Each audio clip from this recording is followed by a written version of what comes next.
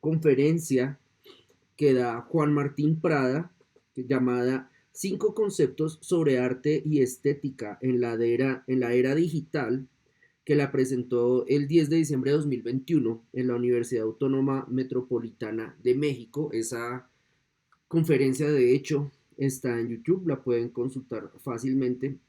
En esa conferencia, pues Juan Martín Prada viene a hacer, y aquí yo creo que en ese ciclo que organiza en torno a la investigación sobre arte para Internet o dentro de Internet que ha hecho este autor español, esta, esta cátedra, esta conferencia, plantea a nivel esquemático en cinco posturas la manera en que Juan Martín Prada entiende los efectos que ha tenido la digitalización de las interacciones sociales en el contexto global y por supuesto su afectación en las artes y por supuesto, y eso es parte de lo que él involucra en su reflexión, por supuesto una pregunta respecto a qué deberían o qué podrían, si quieren hacerlo, porque el artista puede que no le importe un carajo su realidad y no decida intervenir, qué deberían o qué podrían hacer los artistas si quisieran intervenir o pronunciarse respecto a esa realidad. Entonces ahí me llamó la atención, digamos que esa pregunta Prada la lanza al final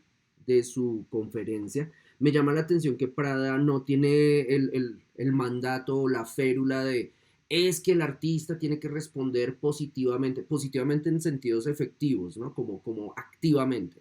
Entonces, el artista tiene que responder activamente ante el panorama social que enfrenta para con su arte señalar las contradicciones del sistema social actual donde lo digital es predominante. Él dice, no, porque esa tarea desborda al artista. Y no lo menciona, pero en su entonación pareciese que quisiera destacarlo. Yo añadiría, porque es que esa labor puede someter a una alta presión al artista, como la alta presión que puede asumir un artista que decide cambiar su mundo inmediato, decide hacerlo, realiza acciones para lograr ese propósito y su mundo inmediato no responde. ¿Qué es lo primero con lo que va a pagar el artista el fracaso de su obra? Va a pagar con su estabilidad mental, con su estabilidad emocional, va a quebrar procesos de socialización que antes había configurado y en últimas va a sacrificar, y la noción de sacrificio aquí ustedes la pueden tomar en términos piadosos o en términos de pérdida, perdón, de gasto exagerado o innecesario, va a sacrificar en muchos casos elementos de su propia cotidianidad, su propia tranquilidad, por ejemplo, o la estabilidad de su salud. Piensen, por ejemplo, cuando ustedes somatizan respecto a un gran interés que le ponen a proyectos para, no sé, que la gente aprenda que toca votar no por el que diga María Fernanda Cabal y se dedican mucho tiempo, le dedican mucha energía a esto, empiezan a enfermar porque trasnochan y no descansan, plantean su propuesta en su barrio uribista, como todos los barrios del país, y se dan cuenta que la gente efectivamente opta por vivir en el infierno. Generalmente una respuesta que se da muy inmediata además es la de la tristeza, pero una tristeza derivada hacia depresión y una depresión que puede derivar, y eso ya lo he hablado en otros momentos en esta clase, que puede derivar a autoataques, no sé, depresión igual no alimentación, depresión igual no descanso, depresión igual adicción, depresión igual ir a una ETS para que me receten a qué droga debo volverme adicto.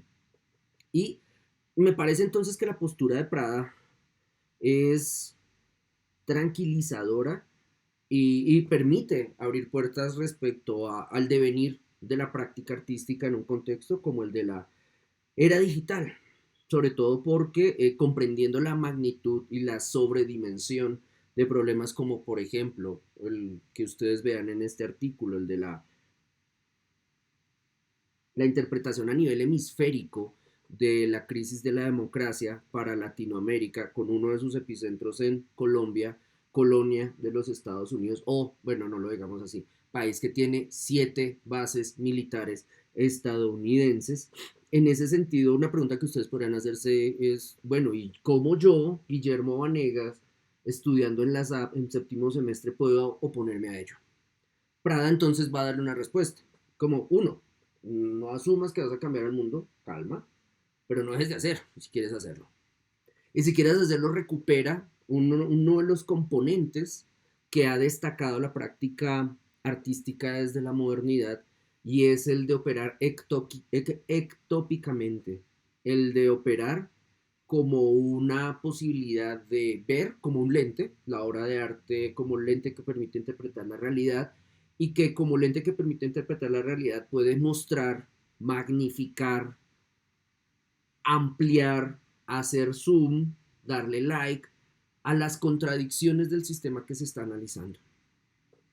Y que bien pueda bastarse con ello.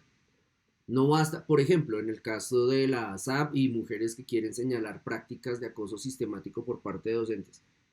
No es que ustedes generen prácticas y estrategias a nivel de lo artístico para denunciar estos comportamientos dentro de la planta docente y que los docentes cambien su comportamiento, sino más, diría Prada, operen de manera ectópica, identifiquen el problema, desarrollen una estrategia de visibilización y muéstrensela a su comunidad. Si su comunidad no responde, no ataquen a la comunidad, como, pero es que ustedes no quieren ver el problema.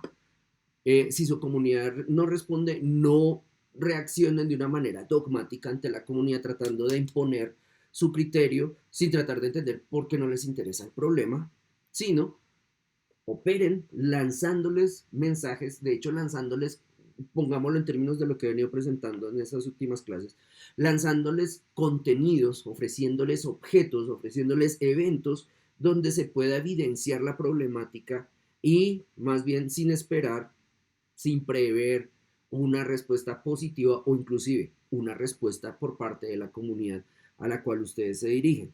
¿Por qué? Bueno, entonces a la recomendación de Prada. Porque si ustedes plantean una respuesta de su público y su público no se la da y ustedes hacen depender el éxito de la obra de la respuesta de ese público, perfectamente ustedes pueden optar por la depresión como salida. Y lo sabemos,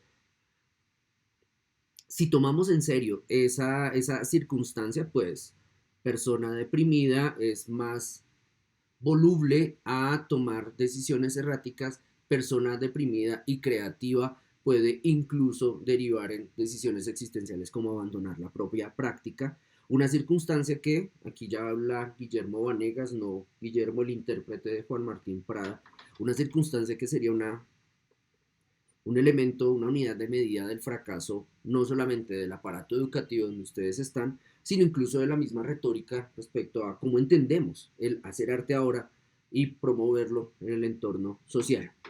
Entonces, haciendo esa advertencia, empiezo con el video.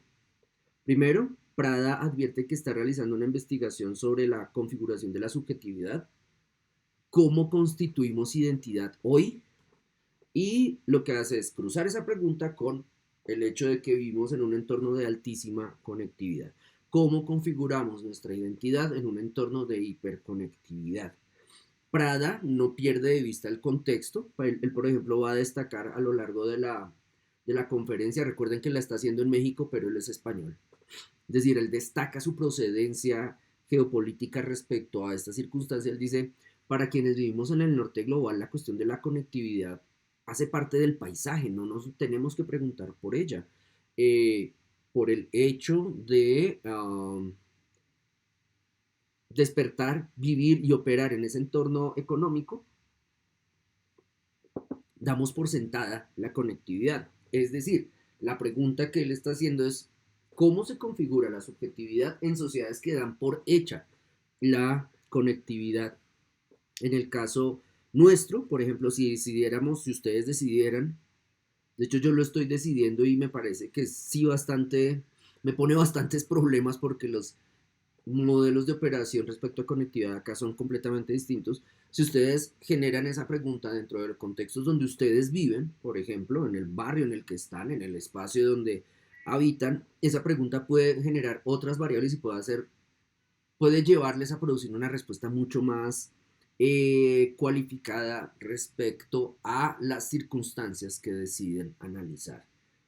Mm, no sé, imaginen que ustedes, y esto no es una caricatura, imaginen que ustedes habitan en un sector donde el racionamiento de servicios públicos es frecuente, no sé, un sector como no sé, mi hermano vive en La Vega, por ejemplo, en La Vega ese problema es constante, digamos, su acceso a la conectividad para dar sus clases y para desenvolverse profesionalmente implica el planear baches de 2 horas día porque no hay puta luz.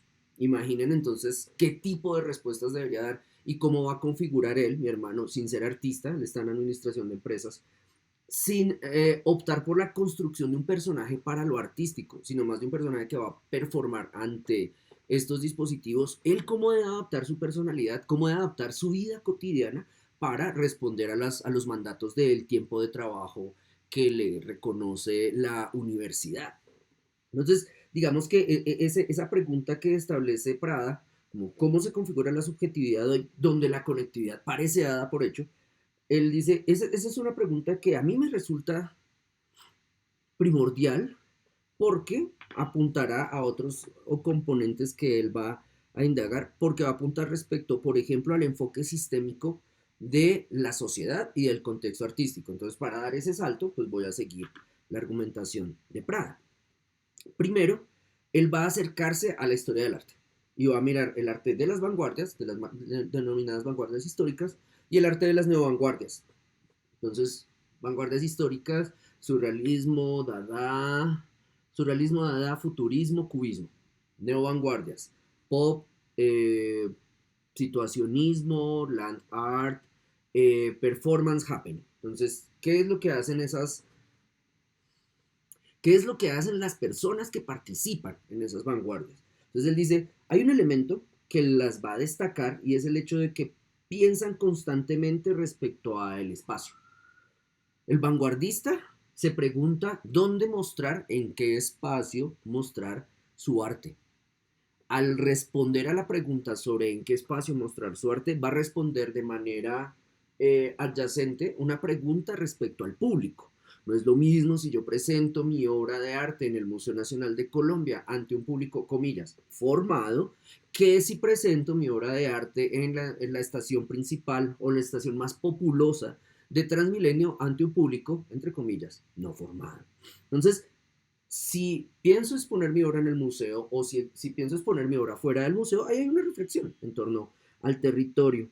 Y lo que va a decir entonces es Prada, que me parece que es como un muy buen resumen para definir las vanguardias, es que esa pregunta por el espacio va a llevar a una pregunta por cuál es el espacio del arte y cuál es el espacio de la vida.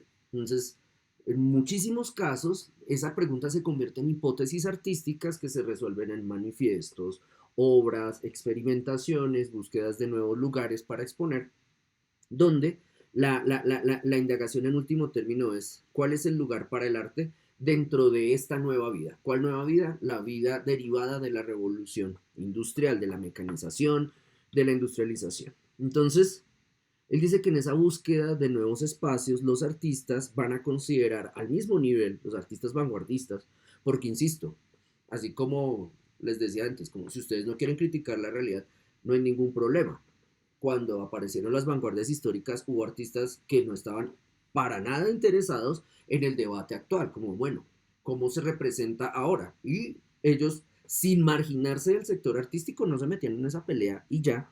Entonces, lo que habrá de resaltar para, es, bueno, para los artistas vanguardistas, qué preguntas empezaban a operar respecto a la expansión del territorio de su práctica o de su exhibición o de su producción.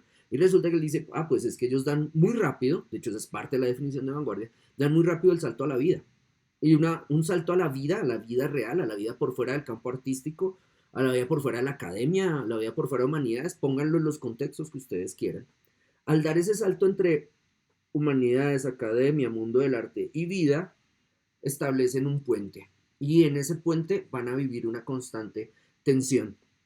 Entonces, el acercarse a la vida, sobre todo, y en ese sentido sí se puede generalizar esa suposición, es decir, un vanguardista en Brasil puede afirmar esto, un vanguardista en Village, en Greenwich Village, en Nueva York, puede afirmar esto, un vanguardista en París puede afirmar esto, es cómo mejorar la vida.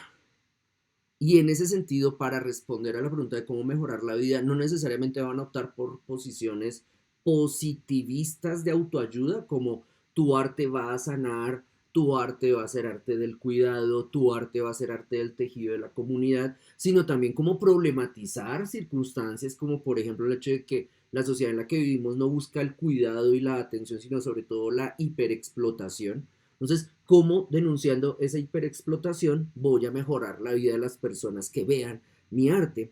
Y entonces él va a decir, los vanguardistas lo que van a hacer entonces es en ese puente empezar a romper, a borrar los límites que hay entre el medio de expresión y el entorno de exhibición. En ese sentido, para responder a ello, van a crear nuevos lenguajes, van a crear nuevos ámbitos de experiencia y van a generar nuevas posibilidades de sentido. Miren, por ejemplo, si se lo quieren poner fácil con circunstancias del campo artístico. Miren, por ejemplo, la manera en que una persona como John Cage lleva sus reflexiones de vida cotidiana respecto a la preeminencia del ruido de la máquina en la sociedad moderna, en la sociedad posterior a la revolución industrial, y la intención que él va a tener, sobre todo al principio de su carrera, en trasladar esos tiempos y nuevos sonidos. De hecho va a establecer una equivalencia ruido igual sonido.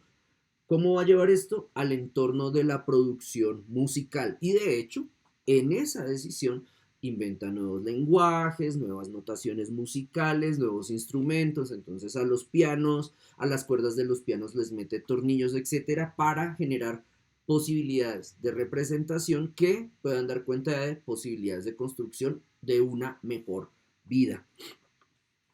Entonces, lo que va a decir Prada es que eso está muy bien para el siglo XX, pero para el siglo XXI va a cambiar el compromiso de la estética vanguardista. Y lo que él va a observar es que antes, vanguardias, neovanguardias, los artistas vivían en torno a un constante, a un permanente, yo diría, en torno a un neurótico what if, como, ¿qué pasaría si, qué pasa si le meto tornillos al piano? ¿Qué pasa si siendo pintor decido bailar ante el público pintando frente a ellos?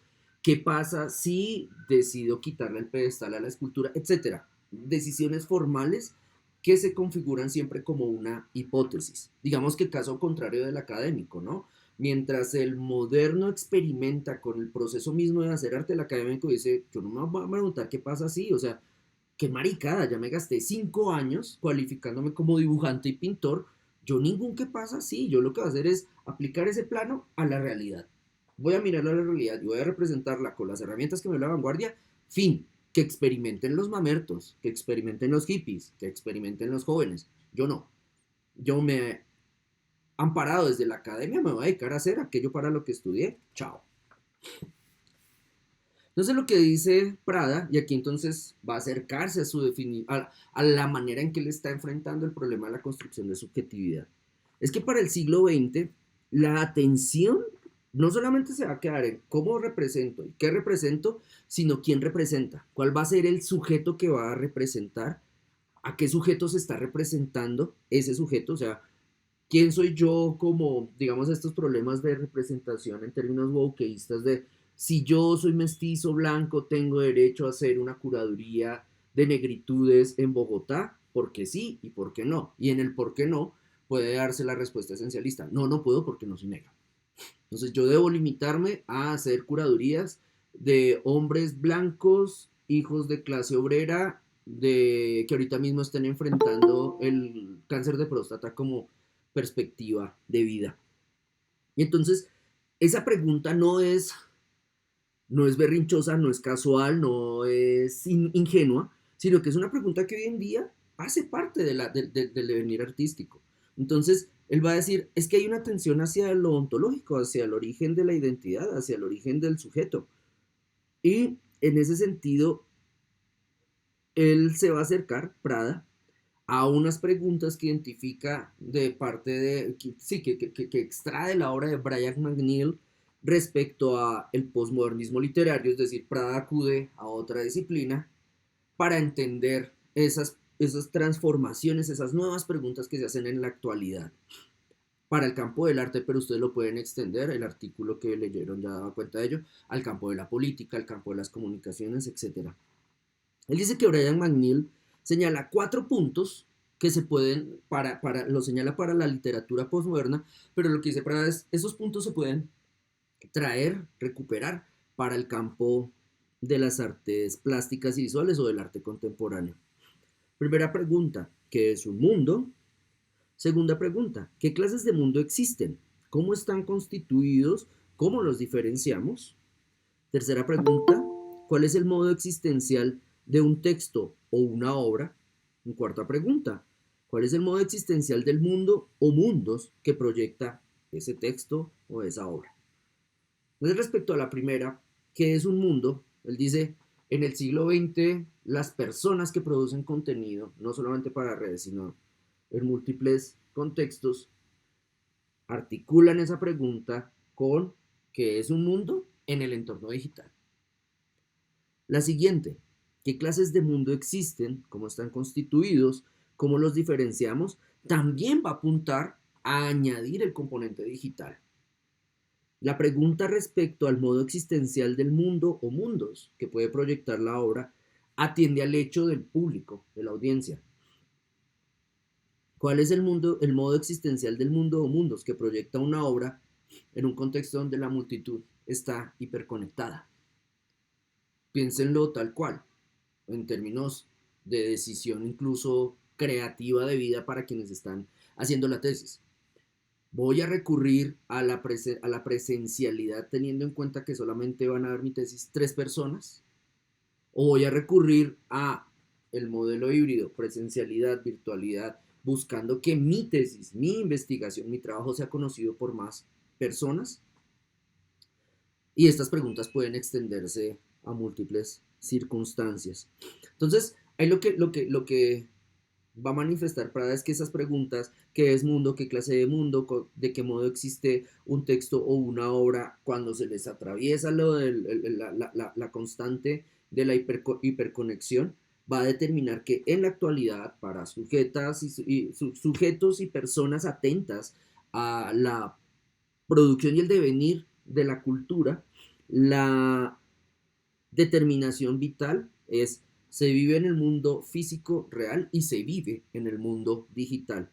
En ese sentido, desasir esos dos mundos en muchísimos casos resulta imposible. Es decir, podemos vivir parasitariamente en el mundo digital y también en el físico, o podemos, ¿qué perdemos si nos deshacimos de esa dependencia respecto al mundo digital o el mundo físico? Y entonces, él dice, ahí es donde aparece el arte. El artista, ¿cómo debe responder? Entonces, lo que yo les decía, como no cambia el mundo, o sea, no es como apaguen sus celulares o sálganse de Facebook o pongámosle una bomba a la sede física de Google en Cupertino. No, él lo que propone es, y ahí entonces el contexto de el asesor de Donald Trump en la campaña política brasileña y peruana, ahí al mirar esa realidad y al mirar las circunstancias en que se construye esa realidad, el artista, la persona que produce contenidos dentro de este contexto o los interpreta, puede dedicarse a analizar las poéticas de la cultura digital que hay ahí implicada. Recuerden otra vez, para Prada, y esto ya es como desde el texto de 2012 ya se los venía mostrando, para Prada la comprensión de los modos de hacer, de lo que se hace, de lo que se pone en circulación, de las interacciones que desarrollan, para él eso va a implicar necesariamente una lectura a nivel de lo poético. Una lectura a nivel de lo poético donde múltiples sustratos de decisiones van a ser identificados por ustedes o explotados por ustedes. Piénsenlo de esta manera. ¿Qué pasa si ustedes ahora mismo, en términos de poesía, de alegoría, de construcción de imagen, me aplican un filtro? A ver, sí, me aplican un filtro para que en sus celulares la retroalimentación que estoy dando, perdón, la proyección de mi imagen que les estoy ofreciendo a través de esta cámara sea transformada, gracias a ese filtro, sea transformada en la imagen de María Fernanda Cabal. No se me la paso hablando de ella, entonces ¿Qué pasa si ustedes hacen eso? Es decir, ¿qué poética van a producir? Como cuando yo hablo con mi voz, pero mis gestos son María Fernanda Cabal. ¿Y qué pasa? No solamente si limitan su devenir como productoras de contenido a eso, a generar la caricatura, sino por ejemplo ponen a circular la caricatura en espacios donde ustedes, sus iguales, van a entender quién es el sujeto caricaturizado y por qué se le caricaturizó de esa manera. De hecho, el tomar esa decisión como no lanzar la imagen al mundo de los memes y ya, sino lanzarla a un grupo de personas que conocen al sujeto caricaturizado, esa decisión implica una lectura poética, una lectura de producción de sentido. No importa botar esa foto de Vanegas cabalizado, esa foto, perdón, ese video de Vanegas cabalizado en cualquier parte, porque a este no lo conocen en todas partes. Sí importa ponerlo a circular en contextos de la comunidad ASAP. Y al circular en contextos de comunidad ASAP va a haber personas que analicen las poéticas de esa producción digital para intervenirla y enriquecerla o empobrecerla. De hecho, si yo llegase a dar cuenta de ello como que por un ciclo de consumo me llega la imagen, podría aprovecharla, utilizarla en mi provecho para utilizar ese filtro y a partir de ahí realizar las clases con él para, comillas, jugar a ser, comillas, más chistoso o a ser más cercano generacionalmente a ustedes o ridiculeces por el estilo. Entonces, en el análisis de las poéticas digitales o de la cultura digital, lo que propone Prada es un enfoque sistémico. Entonces, bueno, son cinco conceptos sobre arte y estética. El primero era un análisis histórico del arte de vanguardias y neovanguardias. El segundo, el reconocer la hiperconectividad y la dependencia vital entre mundo físico y mundo conectado como parte de un sistema. La tercera va a ser entender el carácter biopolítico de la producción de identidad. La cuarta, entender la producción de subjetividad como parte de una nueva industria o una nueva economía. Y la quinta no me interesó, que era como ya como redondar en torno a qué puede hacer el artista, cómo lo puede hacer mejor, etcétera. Eso, digamos, si ustedes van a ver el video, está como en los últimos 30 minutos, 20-30 minutos de su presentación. Entonces, respecto al enfoque sistémico, lo que va a mostrar Prada es que desde el auge de la modernidad y del lenguaje moderno en el arte, los artistas entienden que no viven o no dependen de producir solo para su comunidad inmediata. Ustedes no viven o dependen de solamente hacer imágenes para las personas de su barrio, de su pueblo, de su localidad.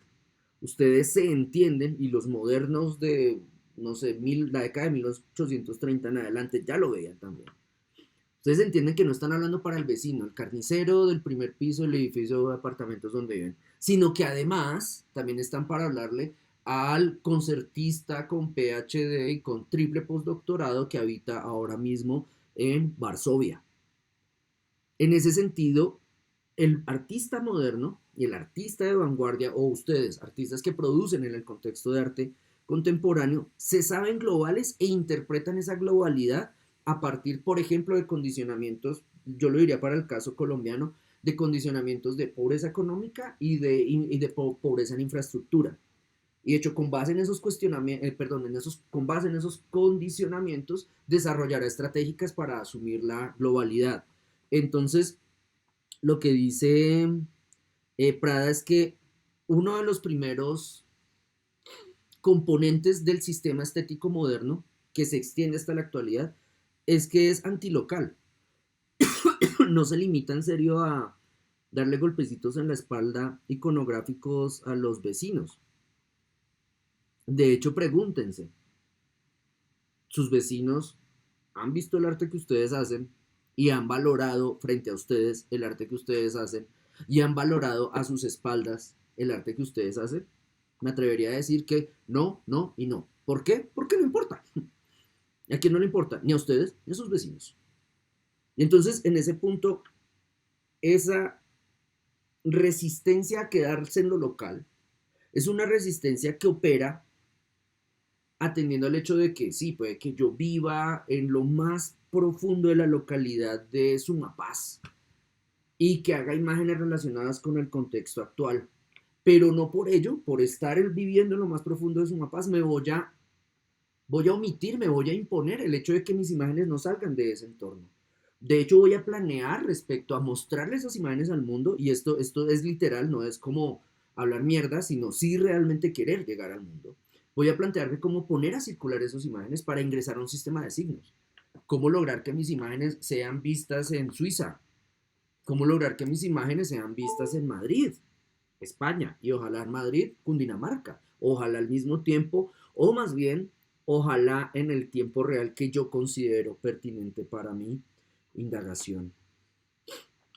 Entonces, Juan Martín Prada dice, ok, listo, los artistas que se desenvuelven en la contemporaneidad, pero no solamente, operan, sí, resistiendo, incluso resintiendo lo local, pero no se limitan a ello. También se plantean cómo llegar a lo global, y en ese punto, cuando se añade la variable de la hiperconectividad, pues resulta que en algunos casos esa circulación depende de lo no humano. Lo no humano no en el sentido medieval de, como yo no le rezo al Dios de los cristianos lo suficiente, entonces llega el diablo de los cristianos a intervenir en mi vida y a hacer que me quede profesor de humanidades para siempre, sino ustedes ahora, nosotros, de hecho, ahora manejamos otro tipo de misticismo. Es como, momento, si no pongo si no pongo a circular mi imagen en ciertas redes sociales siguiendo este protocolo, el algoritmo, que es el reemplazo de Dios o el diablo, el algoritmo va a impedir que mis amigos, mis 5.000 amigos en Facebook, mis infinito amigos en Instagram, sepan qué hice. Entonces esto es pura práctica religiosa, debo aprender disciplina espiritual para poner los memes a la hora en que todo el mundo los va a ver.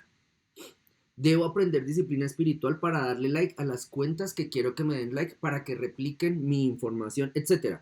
De hecho, muchas de esas respuestas son cercanas a lo mítico religioso, como, si le doy like a Kim Kardashian ahorita que la está acosando Kanye West, como es ahorita es tendencia, puta, mis memes van a tener un altísimo éxito. Voy a darle like.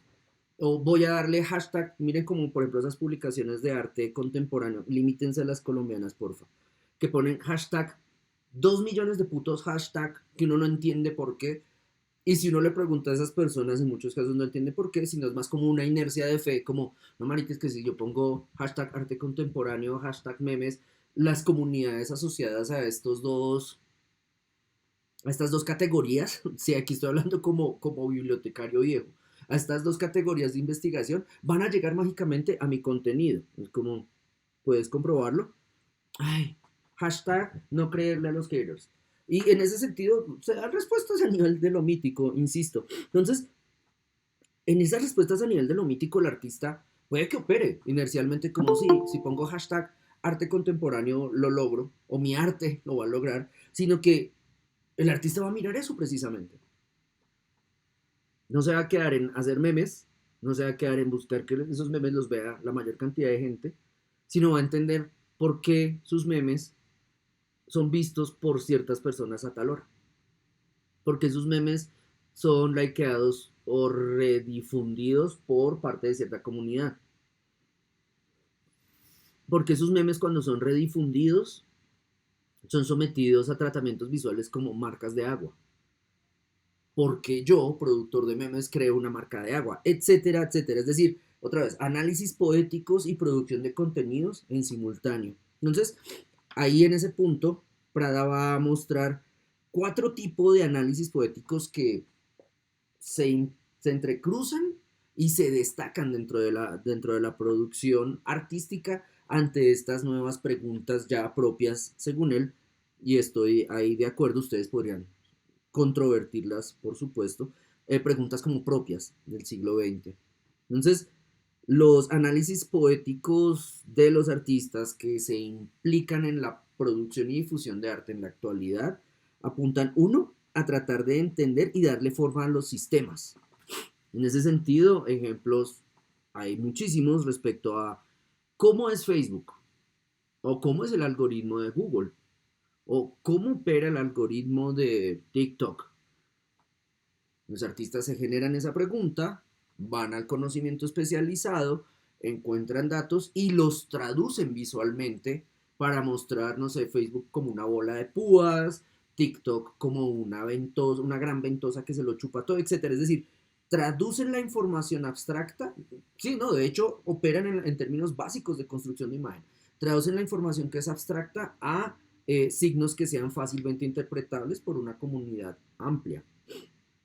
Otro análisis es una lectura, una atención, un examen hacia los objetos o eventos que operan o aparecen en esos sistemas. Uh, por ejemplo, cuando ustedes miran, ese era otro artículo que les quería poner a revisar, pero pues si les cobran, no lo hagan.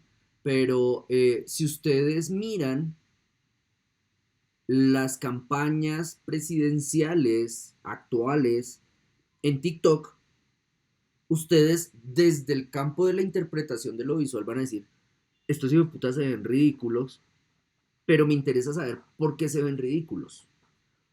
Digamos que ya ustedes superan la pregunta de para qué se ven ridículos, es como pues quieren mi voto, quieren llegar a la gente joven porque nosotros somos quienes vamos a decidir el cambio político que pase del uribismo al petrismo, si votamos o si no votamos. Nosotros somos el motor de esta transformación. Esos hijueputas, mayores de 40, quieren hablarnos. ¿Por qué lo hacen? Porque entonces Oscar Iván Zuluaga, del partido que promueve paramilitarismo y motosierra, usa tenis, o más bien, no, perdón, sale en los videos de TikTok en tenis y sale jugando a perrear. ¿Por qué Petro sale como el tío borracho que sabe cuándo está lo suficientemente hincho para irse de la fiesta? Que es el como el yo lo quiero mucho, ese es Petro. Y en sus videos de TikTok, sin sobreexplotar la beta de su el tomar tragos que le sientan mal, el sujeto aparece resaltando una figura tradicional de hombre maduro. Pero entonces, ¿por qué eh, parece una campaña de autosabotaje? Pero entonces, ¿por qué Ingrid Betancourt sale acusando a las mujeres que viven en barrios populares, es decir, sus barrios, gente de estrato 3, las acusa de hacerse violar, siendo que ella se hizo secuestrar cuando estaba en campaña política, etcétera, etcétera? Ahí ustedes van a mirar, insisto, como personas que producen imagen y como personas que interpretan imagen, van a mirar esos objetos y los van a desmenuzar, los van a destripar, van a analizar el timing, la banda sonora, la dirección de actores, el movimiento de cámara, etcétera, para después hacer algo con ello. Criticarlos, memizarlos, reinterpretarlos, repetirlos, ironizarlos, etcétera. Ustedes no se quedan solamente en, ay, eso llegó por TikTok, fin, sino que generan estrategias para recuperar, no dejar ir esa información y después someterla a análisis.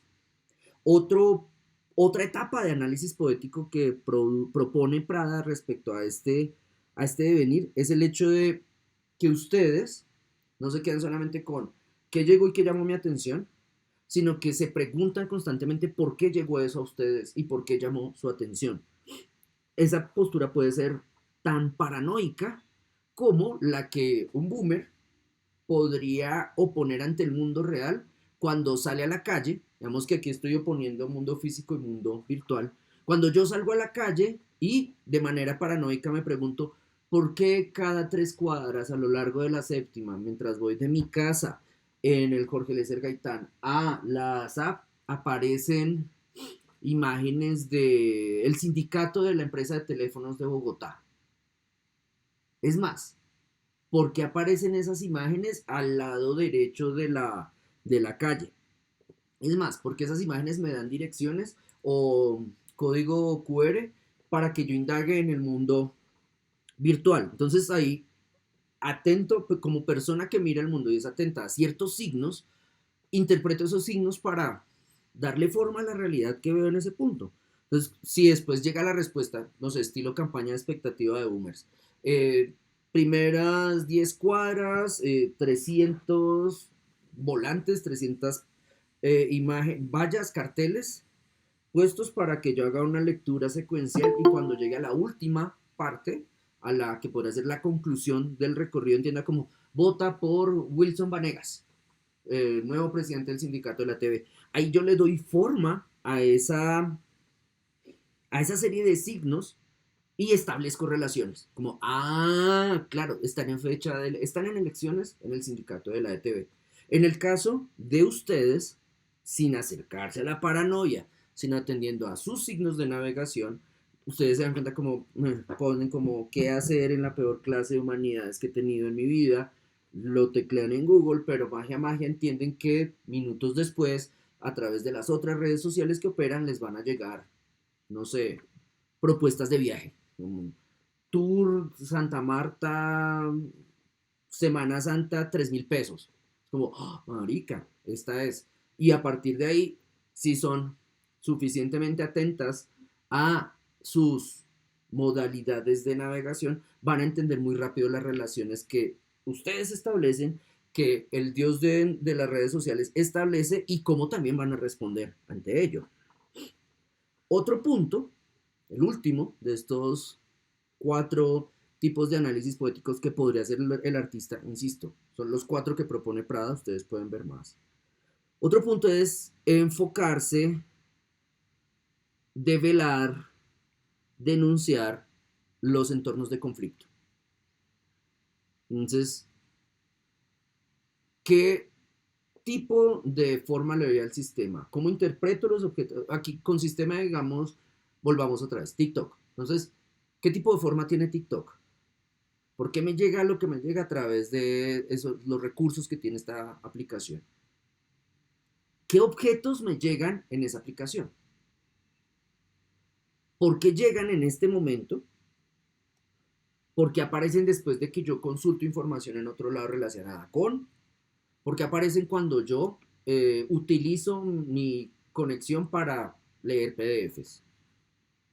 ¿Qué hago yo con el hecho de que me doy cuenta de que cada vez que leo PDFs para Humanidades 3 y estoy consultando a Prada, por decir cualquier cosa, a Juan Martín Prada, ¿qué pasa si después me llegan recomendaciones del dios de las redes sociales respecto a, mira este canal de teorías de conspiración supremacistas blancas? ¿Y qué pasa si yo empiezo a consultar esa información y las recomendaciones empiezan a proliferar yéndose por esa línea ideológica? Y una pregunta que haría el artista acá, o una de las posibles preguntas que podría hacer el artista acá es, ¿eso es material para una obra? Si considera que sí es material para una obra, entonces va a operar con el hecho de, momento, eso es material para una obra. Voy a desarrollar mi metodología de investigación para reunir información que me permita llegar a X obra. Y aquí en este punto no lo dice Prada, lo aporto yo, no hay una necesaria condena a lo digital. Es decir, si ustedes trabajan con lo digital, no están obligadas a resolver las hipótesis visuales en términos digitales. Si trabajan revisando TikTok, su tesis no tiene que estar en TikTok. Si trabajan revisando TikTok, perfectamente su tesis puede resolverse en acuarelas de 5 por 5 centímetros. Las respuestas que van a enfrentar tienen que ver con esa traducción, porque pasa de lo digital a la imagen bidimensional, porque pasa de un proceso que tiende a la popularización mediante la réplica a otro que es sobre todo íntimo y que va a ser visto por muy pocas personas. Ahí, en esa decisión que tomen, también quienes les vayan a leer van a leer sus análisis poéticos para mirar por qué ese objeto tiene esa forma, por qué lo relaciona de esa manera e incluso qué elementos de conflicto o de tensión hay en ese objeto, en esa decisión. Entonces, como uno de los corolarios de Prada en este sentido va a ser que efectivamente quienes producen arte contemporáneo, de hecho él va a decir como el arte contemporáneo más pertinente, yo no lo diría así, pues me parece que esos calificativos joden sobre todo al que dice que eso es lo más pertinente. Él dice que en ese sentido las piezas de arte contemporáneo más pertinentes plantean una atención constante a los desequilibrios entre sistemas y a los conflictos entre sus subsistemas. Como por ejemplo, sin que ustedes sean analistas de datos, sin que ustedes sean ingenieros de sistemas, tratan de construir una lógica de interpretación respecto a eso, los conflictos que ven aparecer en la información que llega a través de sus feeds y la manera en que ustedes pueden generar una respuesta que si otros la ven pudieran replicarla, por ejemplo. Y en ese sentido, esa atención a conflictos entre subsistemas tiene que ver con esa altísima erudición que ustedes tienen respecto a los procesos de navegación para evadir ciertos controles, como por ejemplo el de la suscripción. Entonces me voy por incógnito, pero navego a través de esta cuenta o utilizo lógicas de VPN para engañar a la, ¿qué es eso?, al servidor y entonces decirle que estoy conectado no desde Colombia, sino que estoy conectado desde Singapur, por lo tanto puedo acceder a otros contenidos que no son solamente la basura a la que estoy condenado pues por vivir en este país, etcétera, etcétera, etcétera. Y ahora bien, respecto a la noción, esa es una noción de sistema, entonces, de hecho, es sistémico ese análisis poético dedicado a entender la morfología de los sistemas, de los objetos, de la relación o de los conflictos que se presentan en esos entornos. Lo que dice es, si pasamos esto al sistema del arte, estas preguntas las trasladamos al sistema del arte, lo que vamos a encontrar es que los artistas mayoritariamente, insisto, esto no es un dictamen, es simplemente un intento de diagnóstico, analizan sistemas tecnológicos y analizan sistemas naturales y miran lo mismo, cómo hay procesos de relación y cómo hay conflictos. Y de hecho, él va a decir, el problema que vamos a tener, lo que ya les mencionaba al inicio de la sesión, el problema que vamos a tener en el norte global es que para nosotros la conectividad es natural, hace parte del paisaje. Entonces, generaremos preguntas respecto a cómo se relacionan los sistemas tecnológicos con los sistemas naturales. Aquí naturales es de la naturaleza, no de la naturaleza humana, sino de la naturaleza como ese entorno físico. Yo diría así como más la realidad física. ¿Cómo entonces nosotros, los del norte global, consideramos que no hay posibilidad por fuera de lo digital de generar opinión, generar imagen y generar afectos? Si yo le digo eso a una persona que ahorita mismo está tomando su clase en un pueblo de Boyacá, donde, por ejemplo, la pobre conectividad lleva a que sea capaz de prestar atención a lo poco que le llega por esta vía y prestar atención a su familia respecto a los afectos, esa persona podría relativizar esta afirmación. Es como, sí, Guillermo, pero dependiendo de contextos, esa homogeneidad de afectos no opera. No, la homogeneidad de afectos que impera en contextos del norte global, donde sí y solo sí estos se tramitan a través de lo digital, yo creo que en el contexto donde yo estoy, el entorno rural o semirural colombiano, ahí no operan, operan otros. Entonces ahí la pregunta sería otra vez, bueno, ¿cómo lo analiza y considera eso recurso, material, insumo para hacer una obra de arte?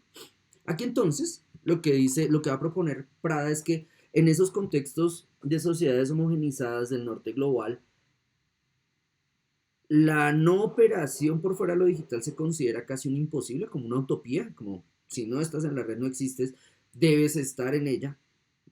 Él va a proponer ahí la metáfora del sistema red como, yo creo que es su intento de alegoría, su intento de interpretar la morfología de los sistemas. Él opera entonces esta figura y él dice, el sistema red es básicamente ese cruce entre sistemas tecnológicos, sistemas naturales, naturalización también del uso de la conexión. Y en ese punto, ese sistema red, es que yo creo que le está hablando del capitalismo, pero no lo dice. Dice, el sistema red es capaz de extraer beneficio de todo. Entonces yo creo que él no quiere hablar de Dios, pues no es medieval, pero creo que sí está hablando, lo veo más moderno, está hablando claramente del capitalismo, pero no lo dice. Porque es que le está hablando desde un contexto contemporáneo. Pero insisto, esta definición es una definición típica para el capitalismo. Es El sistema red, insisto, es capaz de extraer beneficio de todo, hasta de lo que le ataca. Y por otro lado, impone una idea de que no es posible vivir por fuera del sistema red. Para una persona que está en el norte global, es imposible vivir por fuera del capitalismo. Para alguien que está en el sur global, sometido a otras condiciones, en muchos casos es necesario, es resistente en términos de posición política y en muchísimos casos es puesta en juego de una utopía de vida. Simple. Miren, porfa, otra vez el ejemplo de los afectos. ¿Cómo tramito los afectos en un entorno hiperconectado? ¿Cómo tramito afectos en un entorno donde esa conectividad no es tal? ¿Qué tipo de sociedades o contextos culturales o globales produzco para responder a esa construcción de afectos en ese entorno no hiperconectado? Entonces, vuelvo otra vez, es que insisto, sí, no, de una vez, o sea, voy a lanzar una hipótesis. Cuando hablo aquí de sistema red es capitalismo. Entonces, si entendemos el sistema red como capitalismo, como incluso capaz de sacar beneficio de lo que le ataca, de absolutamente todo, y capaz de imponerle la idea de que no hay una vida posible por fuera del capitalismo, él dice, entonces, ¿cómo van a responder los sujetos? ¿Qué, qué marco? Aquí estoy hablando como de marco teórico, como que antecedentes, qué información, de qué manera ese sistema se va a acercar a estos sujetos para formarlos y producirlos, para orientarlos, para decirles qué hacer. Y en ese sentido, formar sujetos, producir sujetos, decirle a los sujetos qué hacer, es una connotación netamente política. De hecho, lo que va a hablar Prada, por eso decía que estaba hablando del capitalismo, es que ahí hay un cálculo, sobre todo económico, de la subjetividad. ¿Para qué voy a producir sujetos? Es decir, ¿qué gano con ellos? ¿Qué los voy a poner a hacer? Es decir, ¿cómo voy a hacer que inviertan su energía para que me hagan millonario a mí? Y después, ¿cómo capitalizo incluso sus tiempos de descanso? Ahí estoy operando en términos de rentabilizar la existencia de esos sujetos. Y él dice, en esa economización de la subjetividad van a aparecer variables que van a ser supremamente sensibles en entornos como estos, los de formación en artes, donde la formación en artes también implica reflexión filosófica, o sea, como clases de humanidades. Por ejemplo, ¿cómo se van a promover las iniciativas personales? ¿Cómo se van a promover las dinámicas de participación? ¿Cómo se promueve el encuentro social? ¿Cómo se promueve la diversidad del consumo? Entonces, tomen estas preguntas y llévenselas a su WhatsApp. ¿Cómo aquí se promueven las iniciativas personales? En su WhatsApp. ¿Cómo participo en mi WhatsApp? ¿Cómo WhatsApp quiere promover el encuentro social? Y cómo en WhatsApp se promueven diversidad de opciones de consumo. Lleven estas mismas preguntas a su Instagram, a su Facebook, si todavía lo usan, a su TikTok, a su etcétera, y van a connotar que en gran medida, aquí yo contrasto un poco la lectura de las redes sociales con esa que hace el protagonista de esta película de Netflix que se llama TikTok, que es básicamente un diseñador de coreografías, es un dramaturgo de Broadway, que se plantea a mediados de la década de los 90 una utopía donde yo imagino para el futuro, o sea, nuestro futuro, una sociedad donde la gente va a estar pegada a dispositivos, donde va a ver la vida como si fuera rica, donde va a posar como si fuera millonaria y donde va a ver a otros como se ve a los millonarios. Está hablando de Instagram. Entonces, en ese sentido, si en mi Instagram yo considero que estoy construyéndome un perfil, yo cómo promuevo mis iniciativas personales. Por ejemplo, cómo promuevo mi belleza física, cómo promuevo mi decisión de fe. No sé si soy satánico o soy católico fundamentalista. Cómo promuevo mi posición política respecto al aborto, si soy pro aborto. Cómo promuevo mi intento de influencia sobre otras personas si soy vegetariano. ¿Cómo promuevo el hecho de que es fascista tener objetos de plástico en mi hogar? ¿Cómo promuevo el hecho de que considero que es fascista bañarse todos los días? ¿Y cómo utilizo la pantalla? No, la pantalla, qué pena, estoy hablando en viejo. ¿Cómo utilizo la plataforma para difundir mi ideario, para convencer a otros, y al convencer a otros y difundir mi ideario, que entremos a ser parte de una comunidad? No estoy llegando a la chamonada de los grupos de WhatsApp o del seguir páginas según afinidades ideológicas. Estoy llegando a elegir amigos o bloquear amigos. Bueno, amigos porque así les dice la red social, no es porque amigos no existen, quiero decir. Sino elegir amigos o bloquear amigos por una promoción que yo considero adecuada de su propia subjetividad. No sé, amigos ya cancelados. Dentro de un entorno de cancelación a nivel del feminismo, por ejemplo, o del racismo. Entonces, si ya cancelaron a este man, ¿yo qué hago, manica? ¿Contribuyo al linchamiento o dejémoslo de seguir, que eso nadie se va a dar cuenta? ¿Cómo estoy participando allí? ¿Cómo se da ese encuentro o desencuentro social? ¿Y cómo se promueve diversidad? Respecto al punto 3, para hablar de un carácter biopolítico como control, reglamentación, normativización de la vida.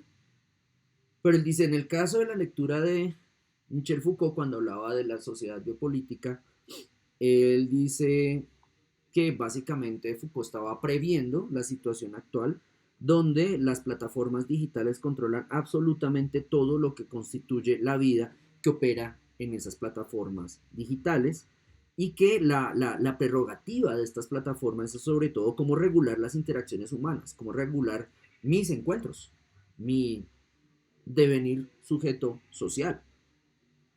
Y en ese sentido va a decir, las plataformas y este sistema red, yo diría, el capitalismo, respecto a la vida personal, a la vida física del cuerpo de la persona que navega, va a traducir la pregunta, ¿cómo esa persona condiciona su vida y su modo de vida a la tecnología disponible?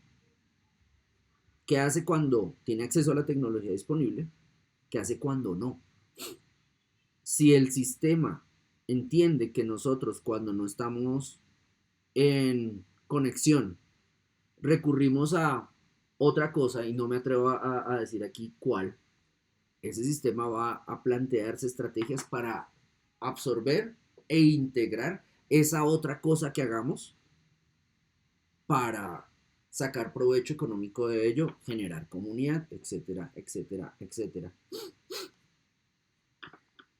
Entonces, él lo que va a decir es que se va a hacer obvio el control intenso de la vida. Cualquier circunstancia vital va a ser pasada por el algoritmo, va a ser regulada, va a ser reglamentada, va a ser cuestionada. Y en ese sentido, él va a decir, esto ya se ha mencionado en clase, por eso voy tan rápido, que nosotros hacemos circular el biopoder a partir de la actividad que tenemos en las redes sociales, en las plataformas digitales.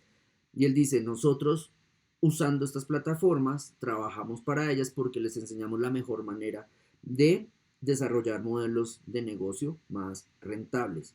Porque, y en ese sentido, la lectura de Prada no se limitaría solamente a las artes visuales, sino creo a la producción de la industria cultural, porque lo que ahora mismo se promueve no es tanto el llenarnos de objetos o el llenarnos de eventos, sino más el diseñar nuestra vida. Vivimos pendientes de diseñar o rediseñar nuestra vida, y vivimos pendientes de cómo otras personas rediseñan su vida para copiar, para imitar esa opción. Y en ese sentido, entonces, ya ustedes lo ven clarísimo. Este esquema que es sistema red, que yo digo que es capitalismo, se va a dedicar a la producción industrial de subjetividad, donde ya la idea de trabajo no tiene que ver con producir mercancías. Digamos que para quienes trabajan en call centers, es decir, personas jóvenes con bilingüismo, estas personas no viven, no se les paga por realizar objetos. Durante su tiempo de trabajo se les paga por proveer servicios. En el caso de este entorno de sistema red que está analizando Prada, a nosotros no nos pagan con nada y nosotros tampoco producimos ni mercancías, ni objetos, ni servicios. Lo que nosotros producimos es pautas de comportamiento.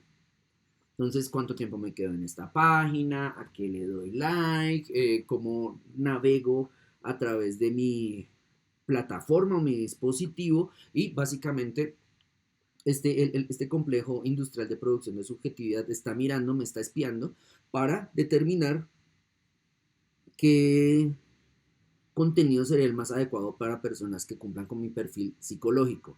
Eh, en ese sentido, incluso, miren, por ejemplo, una noticia que apareció hoy, o yo la vi hoy, respecto a cómo Facebook le va a pagar. O sea, es una noticia que dice como, manica, tiene todo el perfil de una noticia producida para generar tendencia. Cómo Facebook le va a pagar 90 millones de dólares a diversos usuarios porque se reveló que efectivamente espiaba sus movimientos en la red. De hecho, tómenlo en sentido de autopropaganda para Facebook. Como ustedes al saber eso no se van a Facebook a ver cómo logran hacer parte de esos ganadores de los 90 millones de dólares o de parte de ese dinero. Y en ese sentido, entonces, si ustedes llegasen a tomar esa decisión como, ay, manica, vi esta noticia por el espectador, o me dijeron esta noticia a través de la clase, me voy a meter a Facebook para ver cómo opera ello, ahí Facebook estaría atento a notar su respuesta, su llegada a la plataforma, por dónde se mueve, por dónde busca ese tesoro de 90 millones de dólares. En ese sentido, como usted, sujeto que consulta esa red, va a determinar una práctica subjetiva, va a dedicarle un tiempo puede ser extenso, a eso pues son 90 millones de dólares, no es cualquier sueldo de profesor de humanidades, cómo se comporta en la red y cómo abandona esa búsqueda en la red y cómo se comporta después de que abandona esa búsqueda en la red. Y entonces dice, eso es muy cercano, va a decir Prada, eso es muy cercano al arte contemporáneo. Es decir, lo que yo he visto desde las investigaciones que he realizado, diría Prada, es que el arte contemporáneo constantemente se pregunta sobre la mediación técnica de la subjetividad, cómo devenimos sujetos, cómo construimos identidad, por qué somos como somos, etcétera. Y en ese sentido, por ejemplo, él va a dar el caso del feminismo. Él dice, la teoría feminista se produce por fuera del campo del arte contemporáneo. El campo del arte contemporáneo se acerca y asimila de ella lo que considera más valioso. Por ejemplo, una de muchas preguntas, ¿cómo adquirimos una identidad sexuada? ¿Cómo me volví cis-hetero? ¿Cómo me volví non-gender? ¿Cómo me volví non-binary? Etcétera. Y él dice, lo que haría el artista contemporáneo ante esta pregunta leyendo feminismo es comprender críticamente los procesos de subjetivación, como se forma a un cis hetero de esta manera, se forma a un non-binary de esta manera, la configuración entonces sexo igual género no es natural, es una construcción cultural, estoy como Judith Butler uno, Simone de Beauvoir, y él dice, ok, el artista llega a eso, y de hecho llega a eso y se concentra, genera lecturas muy atentas, a profundidad. Listo. ¿Qué hace con lo que aprendió? ¿Qué hace con lo que entendió? Pasa al punto B. Poetizar respecto a formas de liberación de mandatos sociales. Entonces, ¿cómo se hace un varón cisgénero en el pueblo de Ráquira, en Boyacá? De esta manera, se le enseña que los hombres no lloran, se le da cerveza desde el tetero, etcétera, etcétera, etcétera. Entonces el artista identifica esa caracterización, no, de hecho caracteriza esa práctica cultural y dice, momento, voy a responder ante ello realizando un performance, generando unos carteles, distribuyendo unos panfletos, haciendo fanzines, para mostrar cómo esa práctica cultural obedece a un mandato social.